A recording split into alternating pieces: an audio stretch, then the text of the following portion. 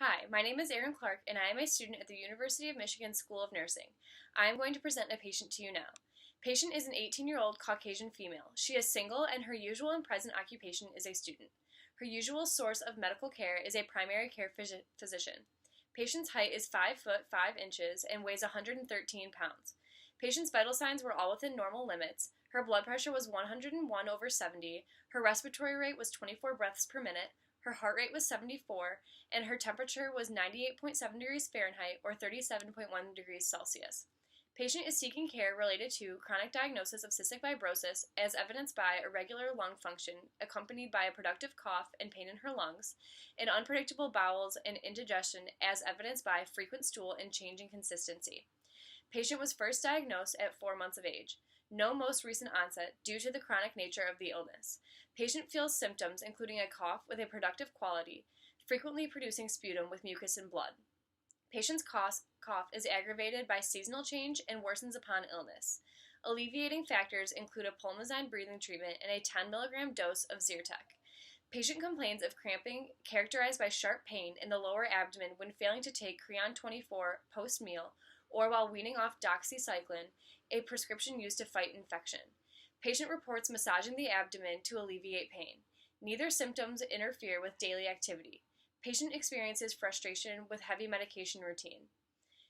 For the health history, patient was diagnosed with cystic fibrosis at 4 months of age. No other illnesses were reported, and no evidence or history of psychological illnesses. Patient reports being up to date on all immunizations and receives the annual flu vaccine. Drug reactions include Bactrim and vancomycin, which are both used to treat intestinal and respiratory infections. Patient has no known food or seasonal allergies.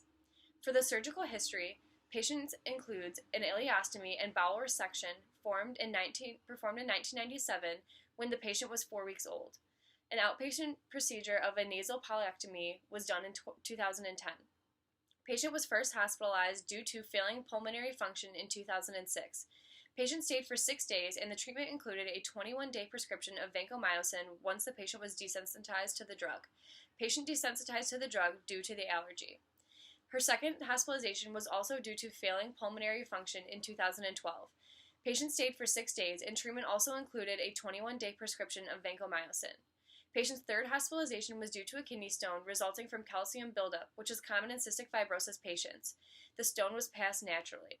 Patient's current medications include Creon 24, a digestive enzyme taken post-food intake, a vitamin D supplement taken daily, or a combi taken daily, a complete formulation vitamin daily, a QVAR inhaler, 2 puffs 2 times a day, an albuterol inhaler, 2 puffs 2 times a day, pulmazine breathing treatments for 10 minutes 1 time a day, a vibratory vest 30 minutes for 2 times a day, Flonase nasal spray 2 puffs per nostril 1 time a day, and Zyrtec as needed.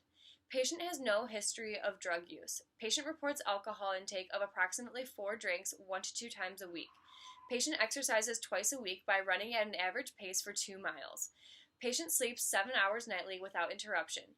Due to her diagnosis of cystic fibrosis, patient ingests approximately 5,000 calories daily through 3 full meals and 2 to 3 snacks. She attempts to eat a healthy diet from all food groups. No reported history of smoking and no caffeine use. Patient reports consistently using a seatbelt, sunscreen, helmet, and other safety devices.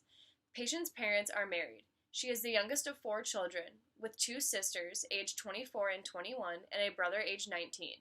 No reported issues within friendships or family relationships. Daily stress level is rated at a 4 out of 10, with stressors including attending school at the University of Michigan and managing time to take her medication. Patient lives in a safe environment and is not exposed to secondhand smoke. Patient is a non-practicing Catholic. Patient is up to date with dental appointments and has a history of 2 filled cavities. Patient's family health history related to her diagnosis is that her first cousin once removed has cystic fibrosis. Patient's mother and aunt had breast cancer and melanoma but are now cancer-free. Patient's mother's aunt passed away from breast cancer, but no known health concerns are there for her father or siblings. While reviewing her respiratory system, a frequent productive cough was reported. Patient experiences a sharp lung and chest pain upon excessive coughing. Occasional dyspnea experienced due to excessive physical activity. No other history of respiratory disease other than present illness of cystic fibrosis. No smoking history, and patient lives in a smoke-free environment. Patient controls and maintains humidity in her home environment via a humidifier and has air conditioning at home. No seasonal allergies. No obvious signs of injury or deformity upon inspection. While reviewing her gastrointestinal system, no recent appetite or food intolerance change. Dysphagia and autophagia were absent. Abdominal pain caused by failure to take her enzymes is present post-food ingestion. Patient required to take 2 to 3 capsules of Crayon 24, a digestive enzyme, post-snack, and 4 to 5 post-meal. Patient also experiences abdominal pain from excessive flatulence related to diagnosis of cystic fibrosis as evidenced by a distended abdomen and large odorous stool. Pain is alleviated by massaging the affected area of the abdomen or by passing a bowel. Patient reports bowel movements occurring 3 to 5 times a day with a soft consistency and normal color. Patient's abdominal history includes gastroesophageal reflux disease, or GERD, a common issue with cystic fibrosis patients. No immediate family history of gastrointestinal conditions. Patient reports normal urination patterns and an absence of pain upon urinating. Patient consumes alcohol 1 to 2 times a week in a social setting. No reported illicit drug or cigarette use. Patient reports consuming approximately 5,000 calories a day via 3 large meals and 2 to 3 snacks. Patient experienced an unplanned weight loss approximately 7 months ago when beginning college due to an increase in physical activity from walking around campus and decrease in accessibility to snack foods. Patient managed to gain weight back since the loss and continues to monitor her weight daily. Patient takes a complete multivitamin and vitamin D supplement. Patient denies ingestion of caffeinated beverages. Abdominal pain and abnormalities rarely interfere with daily activity. Upon the respiratory physical examination, I found the patient's AP transverse diameter to be 1 to 2. No noted deformities. Patient's respiratory rate is 24 and breathing is even, regular, and coordinated with no signs of distress.